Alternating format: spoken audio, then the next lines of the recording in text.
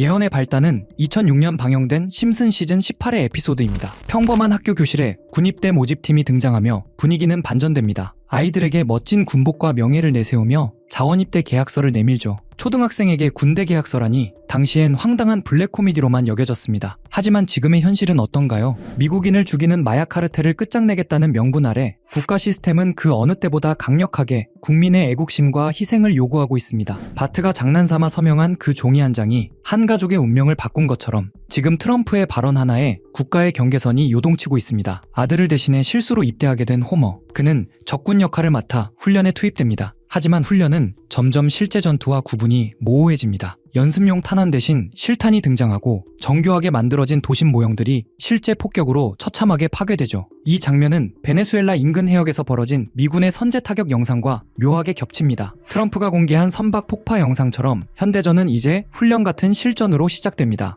호머는 공포에 질려 도망치듯 스프링필드로 돌아오지만 그를 기다리고 있는 건 자유로운 고향이 아니었습니다. 군대는 호머를 쫓는다는 명분으로 스프링필드 전체에 계엄령을 선포합니다. 하늘에는 감시 드론이 떠다니고 평화롭던 거리에는 탱크가 진입합니다. 시민들은 외출이 금지되고 모든 통신은 실시간으로 감청됩니다. 사실상 도시 전체가 군사 점령 상태가 된 것이죠. 트럼프 대통령이 언급한 캐나다, 그린란드, 베네수엘라의 미국주 편입은 어쩌면 심슨이 보여준 이 강제 점령의 다른 이름일지도 모릅니다. 마두로 대통령 축출 이후 베네수엘라가 겪었던 혼란, 그리고 이란 내부의 대규모 반정부 시위 사태, 심슨은 이미 20년 전 거대 권력이 질서 유지라는 이름으로 어떻게 도시와 국가를 장악하는지 정확히 묘사했습니다. 결국 소동은 수습되지만 에피소드의 마지막 장면은 우리에게 가장 큰 소름을 선사합니다. 쇼핑몰에서 다시 군모집원이 되어 사람들을 꿰어내고 있는 호머의 모습이죠. 전쟁은 끝난 것이 아니라 또 다른 영토와 자원을 향해 형태만 바꾼 채 계속되고 있었던 겁니다. 2006년에 만화 한 편이 예고한 2026년의 전운, 베네수엘라를 53번째 주로 만들겠다는 발언과 공해상의 폭발음이 심슨의 시나리오대로 흘러갈지 우리는 숨을 죽이고 지켜봐야 할 것입니다. 심슨 가족의 에피소드에서 믿기 힘든 수준의 정확한 예측들이 발견될 때마다 사람들은 묻습니다. 이건 단순한 풍자일까? 아니면 예정된 미래일까? 단순히 웃기기 위해 만든 시트콤이라기엔 현실과 일치하는 장면들이 너무나 많습니다. 오늘은 심슨이 예언한 2026년의 사건들, 그리고 소름돋는 평행이론에 대해 알아보겠습니다. 먼저 2002년 한 에피소드에서 호머 심슨은 아주 묘한 티셔츠 한 장을 입고 등장합니다. 티셔츠 속 미국 군사력의 상징인 엉클샘이 지구를 통째로 한입 베어물고 있죠. 그런데 자세히 보세요. 그가 베어물고 있는 지점이 어디인가요? 바로 그린란드입니다. 더 소름 돋는 건 셔츠에 적힌 문구입니다. 막을 수 있으면 막아봐. 단순한 만화적 상상력일까요? 20여 년이 지난 지금 이 장면은 현실 정치와 무섭게 맞물립니다. 트럼프 대통령은 실제로 그린란드 매입 의사를 밝히며 이렇게 말했죠. All the United States is asking for is a place called Greenland, where we already had it as a trustee, but respectfully returned it back to Denmark not long ago after we defeated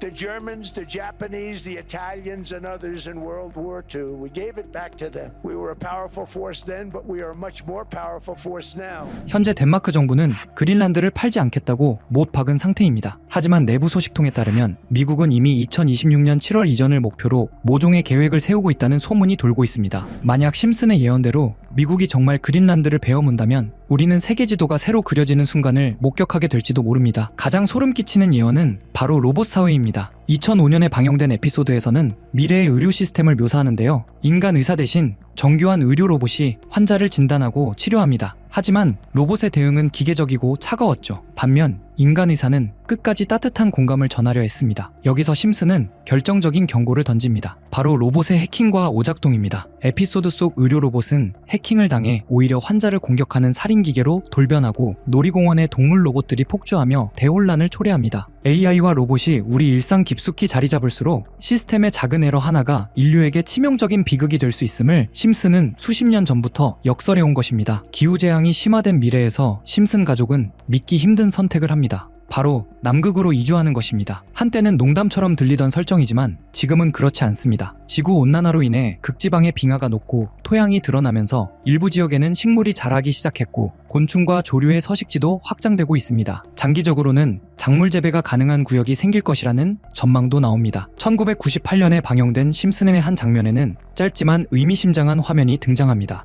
폭스 스튜디오의 건물이 나오고 폭스사 로고 아래 월트 디즈니의 분신이라는 말이 적혀 있습니다. 당시엔 단순한 풍자처럼 보였습니다. 거대한 미디어 기업들이 점점 통합되는 세태를 비꼬는 장면이었죠. 하지만 20년이 지난 2019년 이 장면은 현실이 되었습니다. 디즈니가 실제로 21세기 폭스를 인수하면서 심슨이 또 한 번 미래를 예언했다는 이야기가 퍼졌습니다. 많은 시청자들이 1998년에 한 컷이 이렇게 정확히 들어맞을 줄은 몰랐다고 말했죠. 2005년에 방영된 한 에피소드에서 당시 미국은 약가 폭등으로 시민들이 처방약을 사기 위해 캐나다까지 넘어가야 하는 상황이었죠. 작품 속에서도 가족들은 캐나다로 향하고 그곳에서 한 캐나다인이 이렇게 말합니다. 여긴 마리화나도 합법이야. 당시만 해도 마리화나는 대부분의 나라에서 명백한 불법물이었고 그저 풍자적 대사로 받아들여졌습니다. 하지만 시간이 지나 보니 이 장면은 농담이 아니라 예고편에 가까웠습니다. 2018년 캐나다 정부는 전 세계를 놀라게 할 결정을 내립니다. 바로 여가용 마리화나를 전면 합법화한 것이죠. 그 결과 캐나다는 가장 급진적으로 규제를 완화한 국가 중 하나로 꼽히게 됩니다.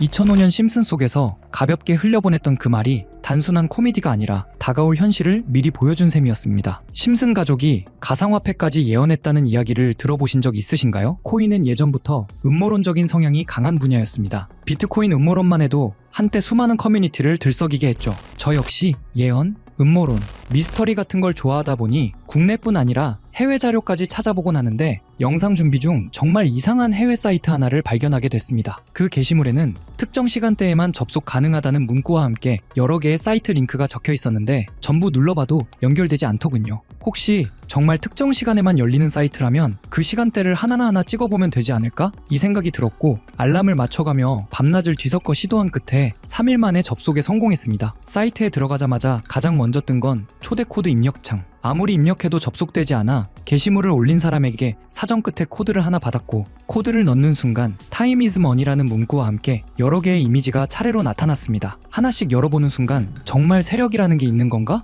라는 생각이 머릿속을 스치더군요. 그중 몇 개를 소개해보면 폴리곤에 대한 내용이네요. 2020년 12월 23일에 작성되었고 영문 내용을 해석해보면 이런 문구들이 적혀 있었습니다. 올해의 미미했던 성적을 마무리하기 위한 크리스마스 선물을 준비했다. 비트코인 반감기가 끝났으니 역대급 황금기를 만들어줄 것이다. 이 종이를 잘 간직해두길 바란다. 다음엔 더 재밌는 게 온다. 이 날짜 이후 폴리곤 가격을 보면 약 20원에서 2,400원, 무려 12,000% 상승이 이어졌습니다. 여기까지만 보면 우연일 수도 있겠죠. 다음 이미지를 클릭해보니 도지코인에 대한 내용이 적혀 있었습니다. 2021년 2월 27일에 작성된 것 같은데 문구는 이렇게 적혀 있었습니다. 최고의 셀럽, 최고의 코인. 우리는 이것을 도지라 부르기로 했다. 수많은 물고기들이 여기에 몰려들 거야. 늦어서는 안 되겠지. 여기서 말하는 최고의 셀럽이 누군지는 굳이 설명하지 않아도 아실 겁니다. 바로 일론 머스크. 실제로 도지는 그 시기 40원에서 800원으로 폭등했죠. 다음 이미지도 클릭해보았습니다. 엑시 인피니티에 대한 내용이 2021년 6월 21일에 작성된 것으로 보이는데요.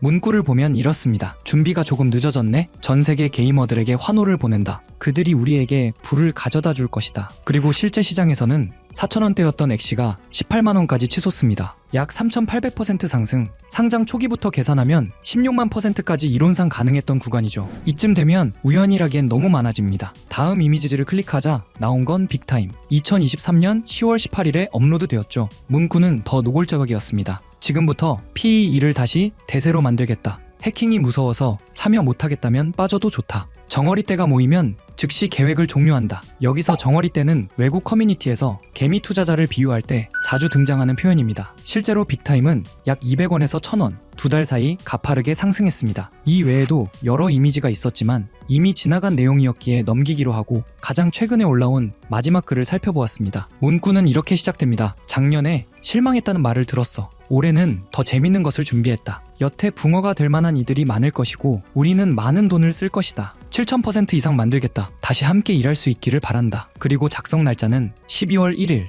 이전 패턴을 보면 게시물을 올린 뒤 한 달에서 3달 사이에 움직임이 나왔습니다. 그래서 이 코인도 살펴보니 기존에는 거의 거래량도 없던 코인이 최근 한 달 사이 1200% 가까이 상승해 있었습니다. 이쯤 되면 정말 어떤 계획이 존재하는 걸까? 라는 생각이 들 수밖에 없었습니다. 여기까지 보면 신기하기도 하고 조금은 무섭기도 한 느낌이 드실 겁니다. 코인 시장은 변동성이 크고 무리한 투자로 이어질 행동은 절대 금물입니다. 여기서 말한 대로 7,000%가 오른다고 가정하면 10만원 넣어두면 700만원, 100만 원만 넣어두면 7천만 원이 되는 수익률인데 항상 여러분들께 드리는 말씀이지만 코인 시장은 매번 로우 리스크 하이 리턴을 해야 안전하다라고 말씀드리는 만큼 10만 원 이하로 넣어두시는 걸 추천드리고요. 그럼 이제 이번 영상에 나온 사이트에서 발견한 종목 알려드릴 건데요. 일단 좋아요랑 구독 먼저 눌러주시고요. 제 개인 번호 다들 아시죠? 010-8480-81472번호로 구독자라고 남겨주시면 이 사이트에 나온 7000% 이상 오를 수 있는 종목 공유해드리겠습니다. 문자 구독 완료 보내주셔야 제 영상 시청하신 구독자님이란 거 알고 보내드리니까요. 꼭 댓글 남겨주시고